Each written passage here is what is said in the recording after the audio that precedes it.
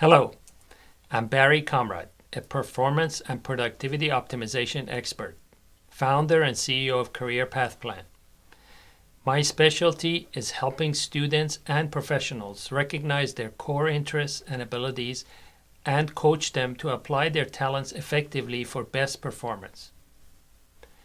Given today's rapidly changing and increasingly competitive job market, it is becoming more difficult to identify a career that will both be satisfying and well-paying. Let's face it, going to college is a serious commitment of time, effort, and money.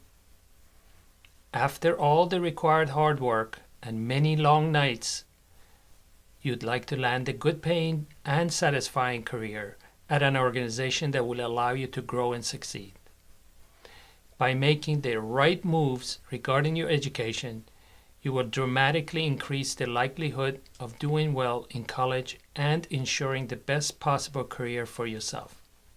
You also want to be able to make a choice where you are on the right track from the start and don't end up changing your major once or more. The longer you take to complete your education, the more frustrated you may feel, and you will delay your entry into the professional world. Today, I'm going to share with you the procedures you should follow to make the right college and career decisions that will propel you into a profession that will fulfill you. The first step is to enumerate your interests and evaluate the reasons behind each. This is about what you really like to do, not what you think you should do because it appears attractive. What comes natural to you and makes you feel good doing it and makes time fly? Most students select their choices based on their impressions of what a job might look like based on TV shows or hearsay, or based on what others are encouraging them to choose. This is not a wise approach. Remember, this is a career choice that you're making. If you end up in a job that is not a match for your personality and abilities, it's likely that you'll end up miserable. Next, take high-quality, scientifically designed and relevant assessments to measure your thinking style, behavioral traits, and interests. Quite often, these assessments reveal hidden yet powerful characteristics you may not have been aware of. This broadens your possibilities. I recommend taking such assessments from a reputable consultant rather than trying to do it on your own, because the consultant will be able to interpret the results correctly and make useful recommendations accordingly. Professionals in this field have access to databases that provide career matching capabilities. That is, your interests, behavioral, and learning styles will be compared against a large database of successful professionals to identify the best matches for you. Next, after you've received your assessment results, start to narrow down the list of possibilities to about 3 careers that reveal the best match and have a good employment outlook in the coming years. This information is publicly available from government labor agencies and industry bodies. This step is important because, after all, you are trying to end up with a career that is both enjoyable and financially rewarding. After this, you can begin to search for the colleges that offer the appropriate programs. For example, if you are aspiring to become a nurse, you would have to seek colleges that at least offer a nursing program, but hopefully more related fields, which may provide you with better choices when it comes to your elective courses.